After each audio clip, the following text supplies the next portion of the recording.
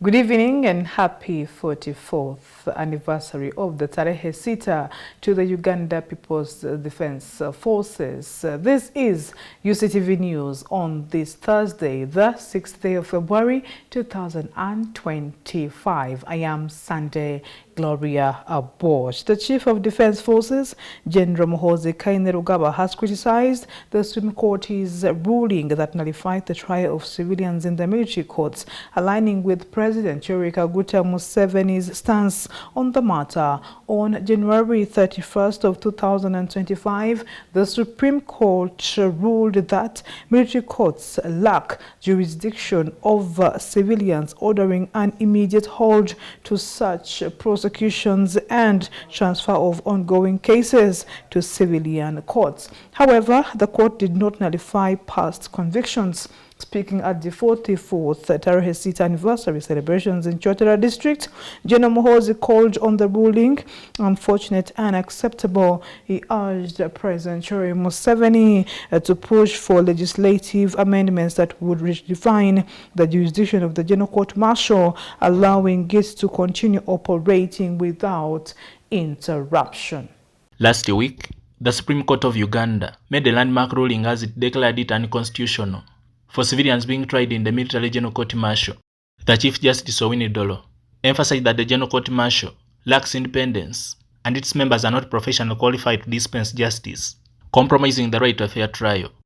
Tribunals usually exercise quasi-judicial power as opposed to judicial power of the courts.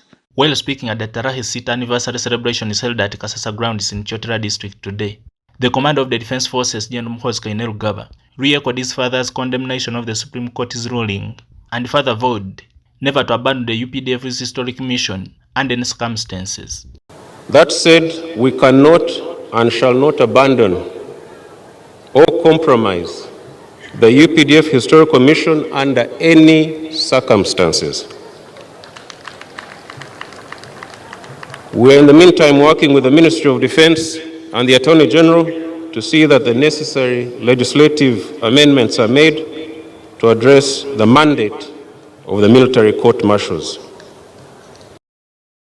According to General Muhoozi, the judgment can potentially provoke a national security crisis, threaten the effectiveness of the command, control and administration of the Defense Force, upon which he urged the President to address this challenge and see that the recent Supreme Court's ruling is defeated. Your Excellency, I will not go into details. We shall discuss this in the High Command.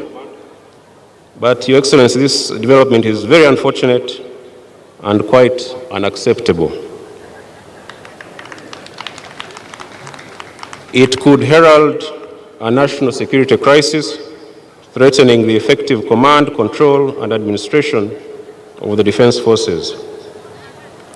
We urge Your Excellency that you address this matter as soon as you can.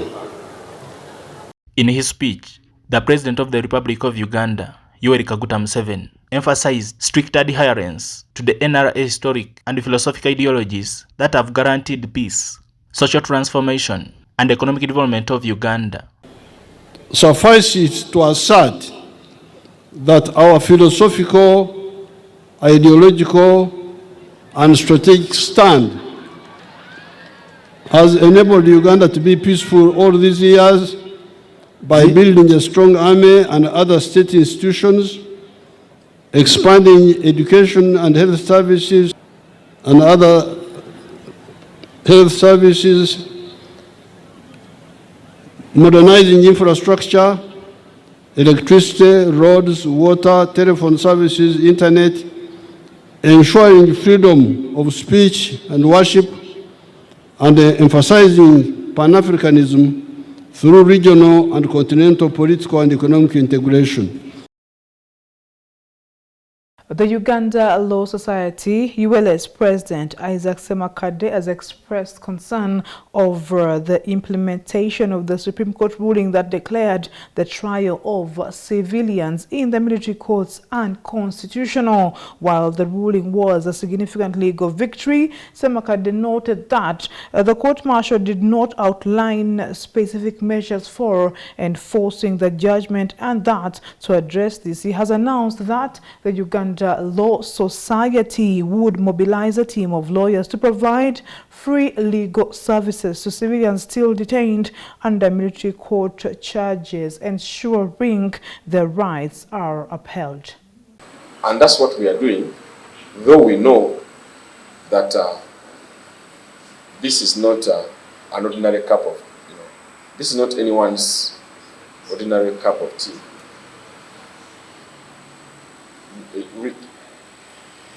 And until the military and the security establishment and the government take a more benevolent attitude towards the judgment that just came, it means there's going to be further contest. The Supreme Court decision has not resolved everything. Clear? It's not yet a hulu. This is half a loaf. It's better than no loaf at all, but still half a loaf. Okay? So, to walk the last mile for each victim. And some of the victims are long dead, but they are still victims, and the trauma and the scars have been felt by people who still live, and they want redress, they want reparations. This judgment is a Pyrrhic victory for them. Okay? It sounds nice in legal rooms like this, but it doesn't address the injustice of they came into our home in the night, terrorized us, and held us for days on end. Where is the justice for that? So that's our inquiry. It's a national inquiry, and it would be wrong to just bury these injustices and move on. As the National Bar Association, we are taking a policy decision that protect, represent, and assist all members of the legal profession. That is practicing advocates, academics, students, in all conditions of practice or otherwise. That's a very broad mandate. As long as you're concerned with the legal profession, bailiffs, clerks, we are statutorily obliged to protect you, assist you, and represent you in every aspect of your engagement with the legal profession. 3D, to protect and assist members of the public in all matters touching on the law, ancillary to the law, and affecting their engagement with the administration of law. So, we are the Mulago Hospital. We are the national referral law firm for all members of the public. For any reason, we do not question why you have come and chosen to run to the National Bar Association with or without your lawyer. And many people do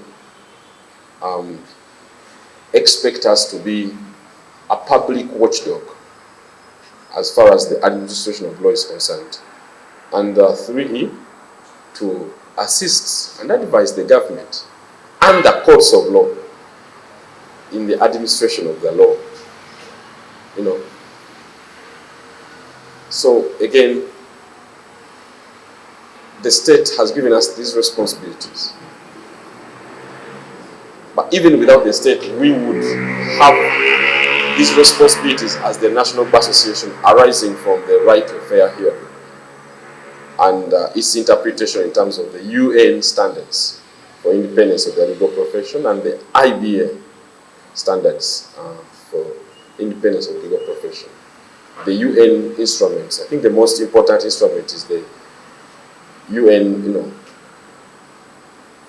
basic principles for the role of lawyers. This is the 1990 agreement. We call it the Rome Agreement. We also have a Rome Treaty. So both the UN and the IBA, the International Bar Association, met in 1990, August to September, and agreed that every country that follows rule of law must have an independent legal profession. Now, that entails certain duties. The unique embarrassment is that we are not funded by the state. We must be funded independently. We must be independent of the state. Government has reiterated its dedication to accommodate refugees fleeing the Democratic Republic of Congo despite the recent funding cuts by the United States Agency for International Development USAID. Now speaking at a media engagement in Kampala, the State Minister for Employment and Industrial Relations, Esther Davinia Anyakuni, emphasized the need for increased financial support from international donors. She urged foreign donors to reconsider their cuts, highlighting that Uganda's limited national budget cannot sustain the growing refugee population alone. The United States Agency for International Development, USAID, supports refugees in Uganda through emergency food assistance, livelihood development, and other programs. The recent US presidential executive order suspending foreign aid programs has left Uganda facing a significant financial gap. USAID's funding for Uganda's refugee response efforts, approximately $75 million in 2023, is uncertain due to the agency's global restructuring. This comes at a critical time as escalating conflicts in DRC have led to an unprecedented influx of refugees into Uganda, straining national resources. The funding shortage threatens life-saving aid, with Uganda's refugee operations being one of the most underfunded. Nonetheless, the Ugandan government, through the State Minister for Employment and Industrial Relations, Esther Davinia Nyakun, reiterated its commitment to receiving and hosting refugees amidst foreign funding crisis. The situation is still tense, and we shall continue receiving these refugees because we have the open door policy for refugees from those countries. According to Anyakun, Uganda has so far received 97 individuals from Karisimbi in DRC's Goma at the Chisora Arrival Center, and the country remains committed to accepting fleeing refugees despite funding threats from donors. Already we have 97 people here who have entered the country through Nyakabande and other borders, and we know we have porous borders. These people know where the holding center is in Kisoro. On the other hand, she advocated for an intensified awareness campaign to educate Ugandans traveling and seeking employment abroad against the risks of getting involved in drug trafficking. So these kind of things, we need to have a continuous kind of sensitization, because even if you travel to a place for the first time, first of all you get disoriented. So out of that disorientation, these people take advantage of our girls. They give them some small money, they even get excited that someone has paid me just to carry for them back to a particular destination.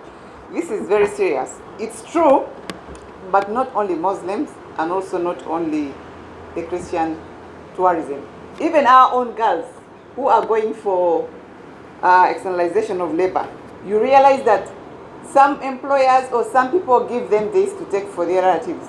And then inside those bags, we have this. But so we have tried as much as possible as the ministry to sensitize from the training, during the training sessions, these girls before they depart for their final destination. We train them that please don't take, also make sure you pack your bag by yourself. Don't allow someone to pack for you your bag for yourself. Similarly, Sarah Carl, the head of programs and policy development at the International Organization for Migration, emphasized the importance of promoting a safe, regular, and dignified labor migration, which can contribute significantly to the local development of countries of origin and destination. For safe, regular, and dignified migration that helps the migrants and the societies as well as the development of the country of Uganda, so that we can allow to really harness on the benefits of migration and of migrants here for our societies. This comes at a time when Uganda is preparing to host the 6th meeting of the Regional Ministerial Forum starting from 10th to 13th of February, where the ministers from 11 countries are to sign a joint statement confirming their support for an approach to labor migration governance. Joseph Kabale, UCTV News.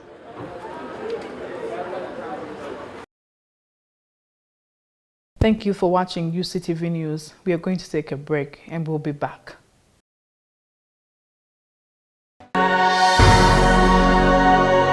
UCTV, good news for all. Radio Patches, the best value-based community radio in Eastern Africa, running 24/7 with professional staff and solar energy backup of up to 500 kilowatts peak.